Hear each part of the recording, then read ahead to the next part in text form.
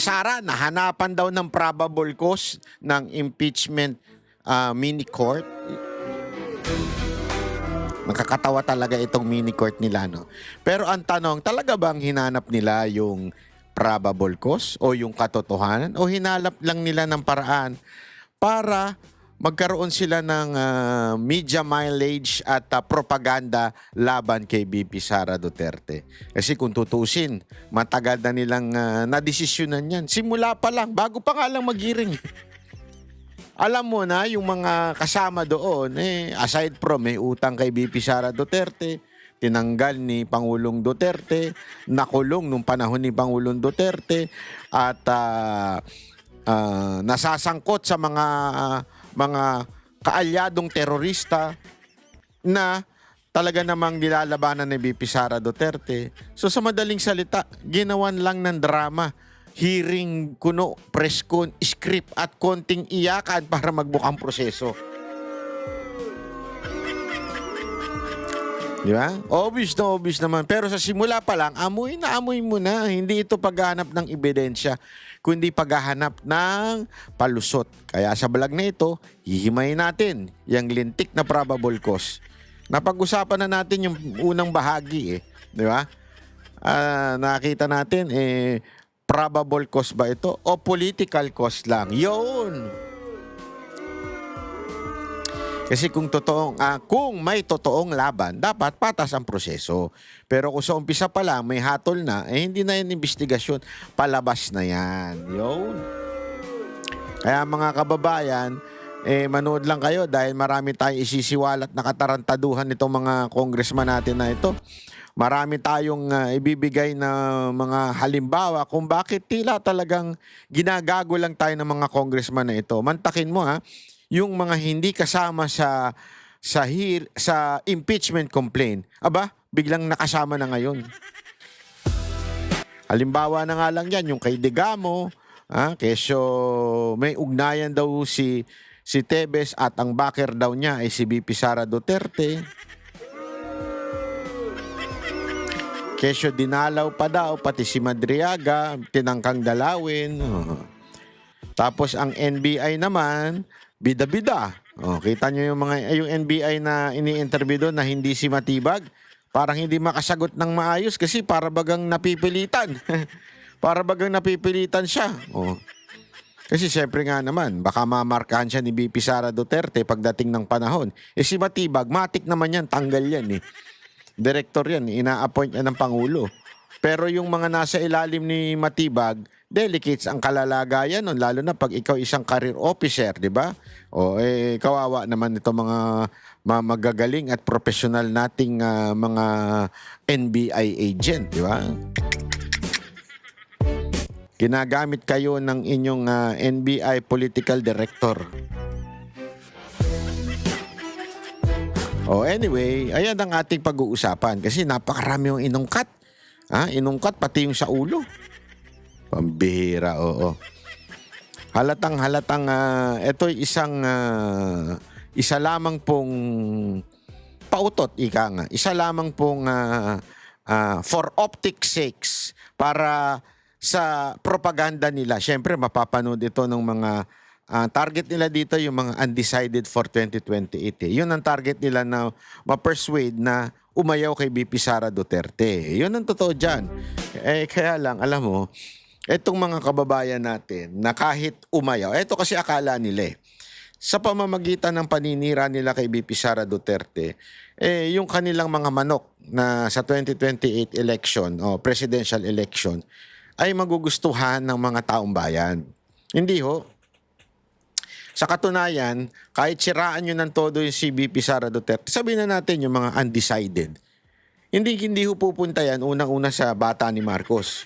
Sabi nga ng isang political analyst na hindi bias, ito'y isang malaking suicide doon sa kung sino man ang i-endorso ni Marcos. Kasi alam natin, without even talking to the Filipino people, without mentioning the Duterte, pag tinanong mo sila, would they say na, okay, sige, gusto namin, tuloy niya si Marcos?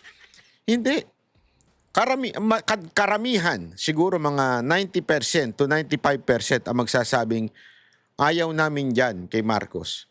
whether ayaw din nila kay Duterte, pero definitely ayaw nila kay Marcos. Nakikita nila yung kalokohan nangyari sa 6 na taon ni Marcos. Yung kahirapan na dinanas nating mga Pilipino ngayong panahon ni Marcos.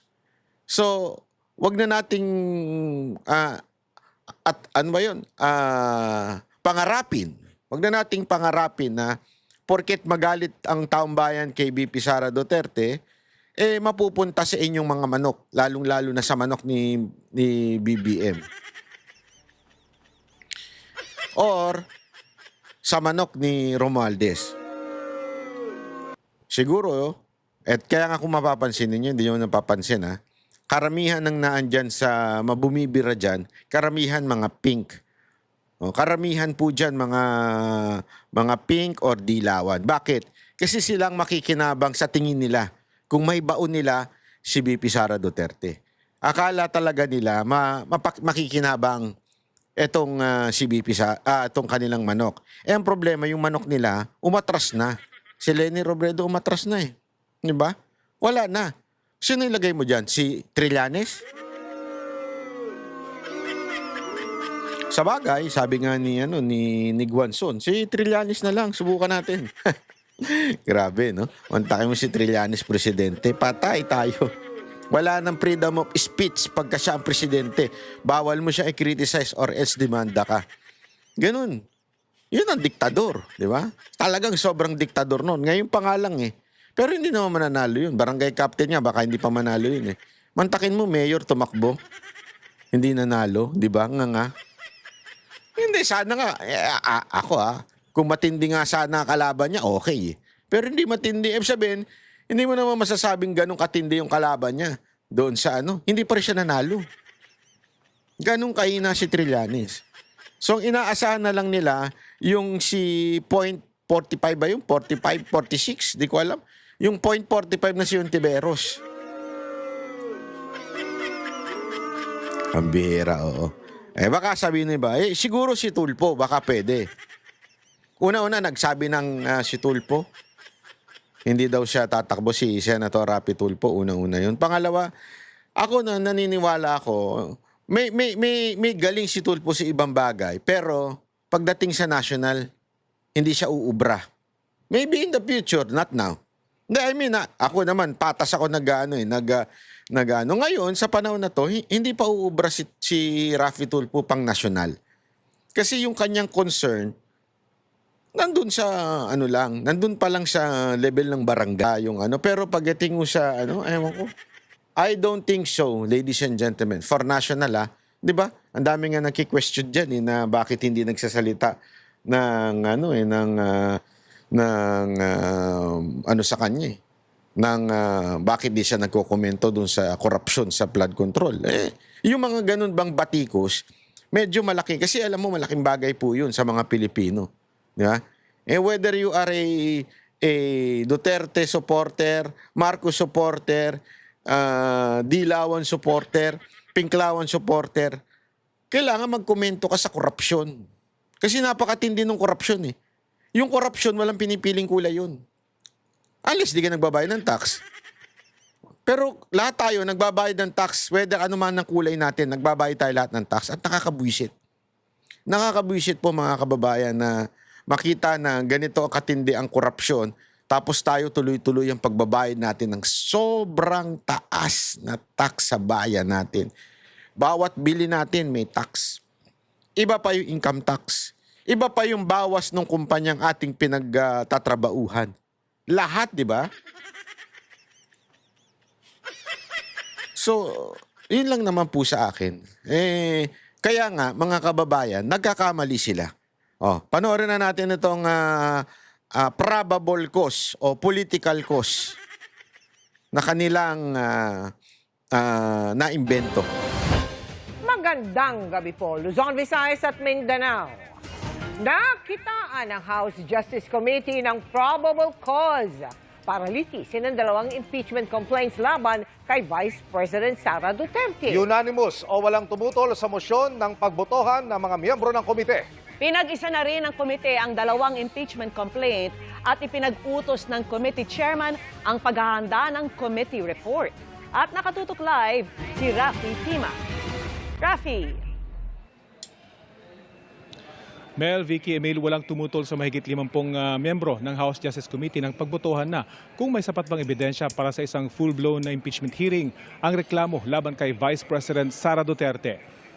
9/2026. Matapos ang 2 buwang pagdinig at Nagko-contest itong dalawang to, tsaka si Dilime. Sa pagbanggit ng letrang T. 1926, mga ganun-ganun. Para magmukhang sosyal ang datingan. Oh, nagkokontrahan sila. Gano'n sila, nagbibida-bidahan sila. 3 clarificatory hearings. Pinagbotohan na kanina kung may probable cause sa 2 impeachment complaint laban kay Vice President Sara Duterte na tinatalakay ng House Justice Committee. Ang sabi ng 2 endorser ng Zavalya at Cabrera impeachment complaints, higit pa sa probable cause o sapat na batayan para ituloy sa paglilitis ang mga reklamo laban sa vice. From the misuse and abuse of confidential funds, bribery of DepEd officials, to the alarming pattern of amassing unexplained Pattern. The alarming pattern. The gravity of threats. wealth, to the gravity of threats and seditious incitement that strike at the very heart of our constitutional order. Constitutional Ito po ay order. klaro. There exists probable cause to impeach the Vice President. Yung ganyan-ganyan niya para magmukha siya matalino eh. Ganyan minsan yung mga abogado eh. Para kunwari matalino sila. Yan ano nila, yung aartehan nila yung mga English nila. Walang duda, higit pa sa probable cause ang ating nakita sa Dapat noon pa. Utang ang tagal niya. Hindi yung totoo. Dapat noon pa. Bago pa kayo nagsimula, dapat sinabi niyo na may probable cause. Bakit? Napagalitan kayo ng Supreme Court na no? Pero kasi yung utak ninyo, ano na eh, anti-Duterte na. Simula't-simula pa lang. So, tigil-tigilan nyo na yung pagpapanggap na nagbigay kayo ng pagkakataon kay BP Sara Duterte. Pagpapanggap lang Madam yan. Chair, may sapat na usok na tayo para patunayang may Uy, magpahinga ka na, sir. Hirap na hirap ka na magbasa. Hindi, totoo lang, magpahinga ka. Alam mo, pag matanda ka na talaga, pag ganyan na edad mo, kukusay magpahinga na. Hindi ko sabing mamatay, ha? Oh, huwag kayong ganyan. Never ako nag-wish ng mamatay ang isang tao. Never. Magpahinga yung mag-relax ka na lang, kukuya-kuya-kuy ka na lang. Madami ka naman ng relong mamahalin. Di ba? Oh, ano suot mo na ngayon? Naging ano na, Apple Watch na. Porket nabatikos ka, dahil napakarami mo naman sasakyan, may mga motor ka pa. Di ba? Magpahinga ka na, relax ka na, nakaano kayo, paldo ka na eh. Paldong-paldo ka na eh. Hindi ko alam kung paano mo nakuha yung pagpapaldo mo, ha? Hindi ko alam kung pagiging congressman o pagiging pastor ng church nyo.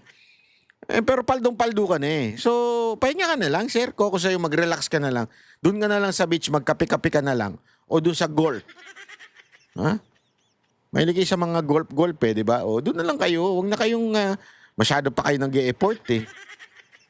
Unless may pagpapalang nagaganap sa mga ganyan. sunog, may malakas na probable cause upang i-impeach si Sara Duterte. Hindi ito fishing expedition. pero May bago tawag ang pagbotohan ng komite, nagtanong Alam ko na. Alam ko na kung anong tawag dyan. Ako dahil expedition.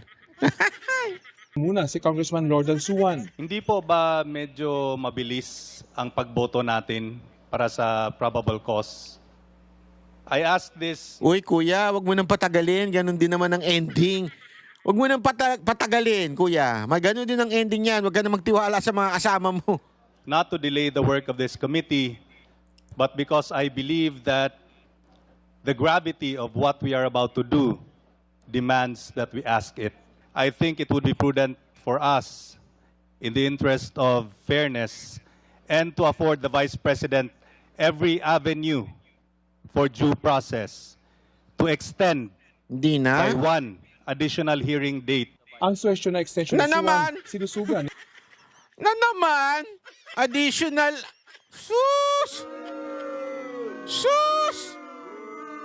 Ano na lang yan eh. Paandar nyo na lang yan. Out of abundant caution, as we keep saying, that we should afford the Vice President more chances. pero pinalagan ito ng ilang miyembro ng komite. Ito na ho ang pang-anim na pagdinig mula Tama nga naman. Lumaki ka na dyan eh. Dahil sa pagdinig na yan eh. Hindi totoo. Sobra-sobra na. Hindi ako agree ako eh. Lipat nyo na sa plenaryo. Ano na lang to, drama na lang yung ginagawa ninyo eh. Po nung naipasa po sa committee ito ang panukalang i-impeach ang ating pangalawang Pangulo.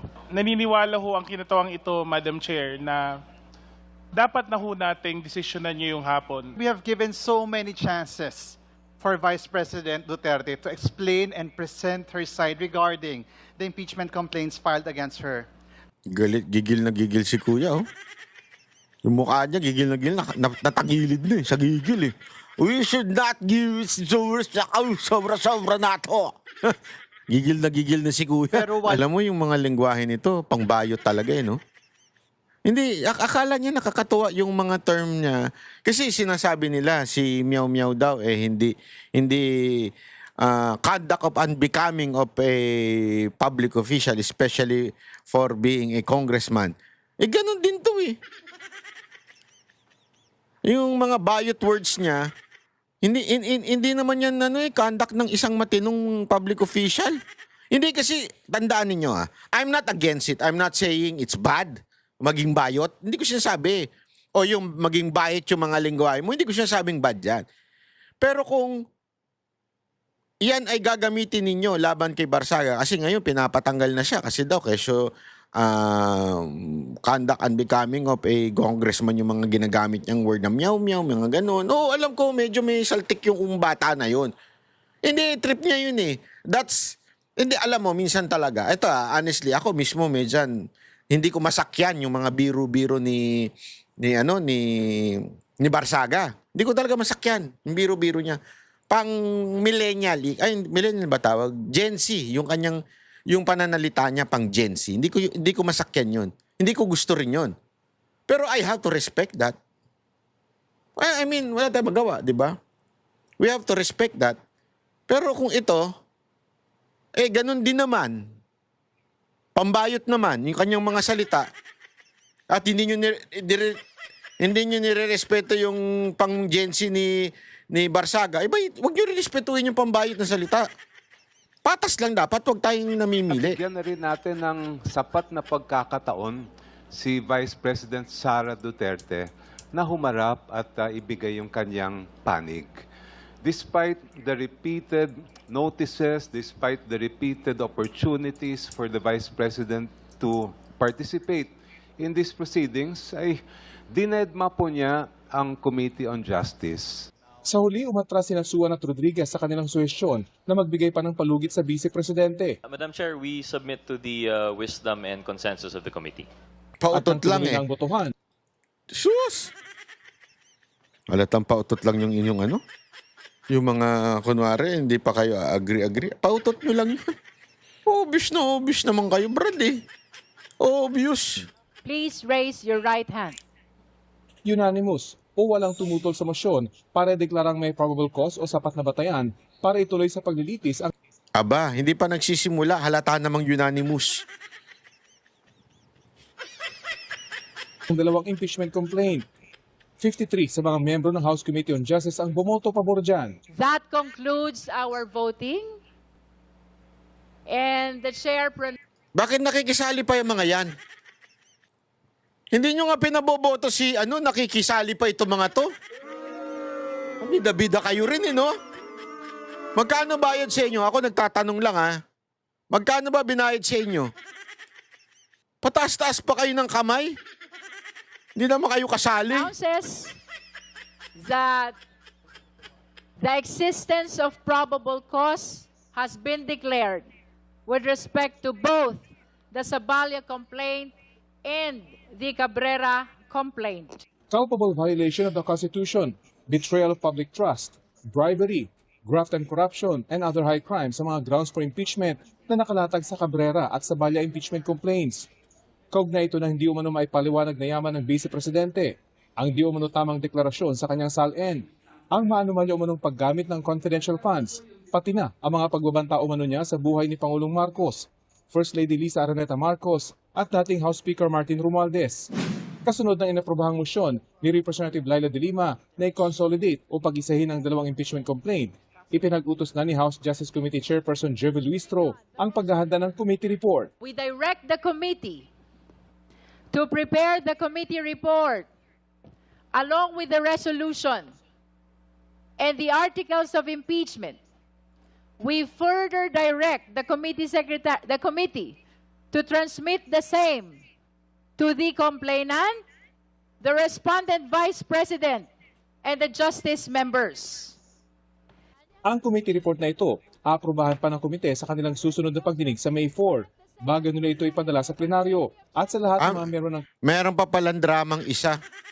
Magboboto na naman sa na-approve ba itong kanilang ginawang report? Magdadrama na naman sila. Ilabas nyo rin yung dila nyo. Parang mga tanga ang puta. Di ba? Oh. Meron pa pala. Ituloy nyo na. Kamara, pati na kay Vice President Duterte. Ang committee report kailangang aprobahan sa botong 1/3 ng lahat ng mga miyembro ng Kamara o hindi bababa sa 106 na kongresista para ma-impeach si Duterte ng mababang kapulungan at may transmit ang articles of impeachment sa Senado na magsisilbi namang impeachment court.